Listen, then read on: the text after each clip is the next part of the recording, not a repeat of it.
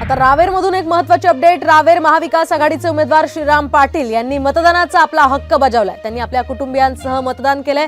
रावेर इथल्या मतदान केंद्रावर त्यांनी आपला मतदानाचा हक्क बजावलेला आहे। आपण पाहतो रक्षा खडसे विरुद्ध श्रीराम पाटील अशी ही लढत रावेर लोकसभा मतदारसंघामध्ये होते आणि त्या ठिकाणची समीकरणं आता काहीशी बदललेली आहेत, कारण शरद पवार गटात असणारे एकनाथ खडसे हे आता रक्षा खडसे यांच्यासाठी काम करत असल्याचं आपल्याला पाहायला मिळतं। त्यामुळे आता रक्षा खडसेंचं आव्हान श्रीराम पाटील हे पेलणार का हे पाहणं अतिशय महत्त्वाचं असेल।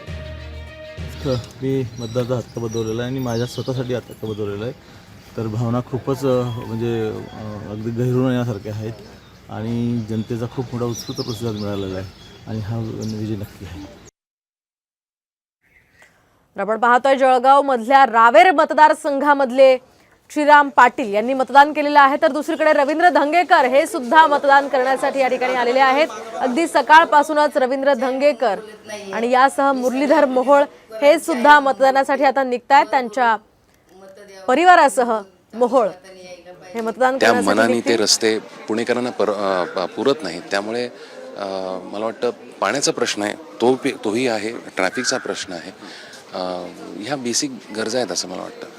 खरं तर अनेक लोकांच्या नागरिकांच्या ज्या राजकीय लोकांकडून अपेक्षा त्या अनेकदा पूर्ण होत नाहीत किंवा त्यामुळे अनेक लोक बाहेर पण पडत नाहीत मतदानाला।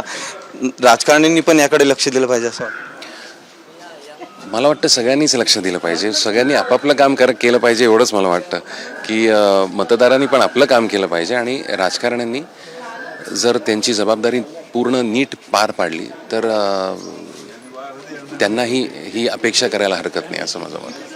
मतदान केले, आता लोकांना काय सांगाल की लोकांनी बाहेर पडून मतदान करायला पाहिजे? पुण्यातली टक्केवारी नाही, बाहेरची जी टक्केवारी पाहिली आपण ती कमी झाल्यानंतर आता लोकांसाठी एक संदेश मी हेच सांगतो सर्वांना अतिशय आपण पाहतो या ठिकाणी रवींद्र धंगेकरांनी मतदान केलेलं आहे। सध्याची ही थेट दृश्य आपण पुण्यातली पाहतोय।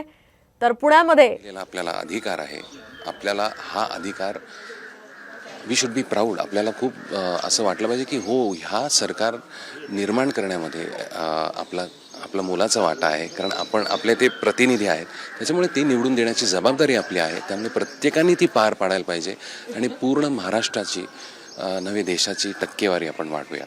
नक्कीच आपण पाहतो की पूर्ण महाराष्ट्राची नाही तर देशाची टक्केवारी मतदानाची वाढवूयात असा संदेश जो आहे तो राहुल दादांनी दिलेला आहे। कॅमेरामन सुमितसह सचिन जाधव, साम TV न्यूज, पुणे।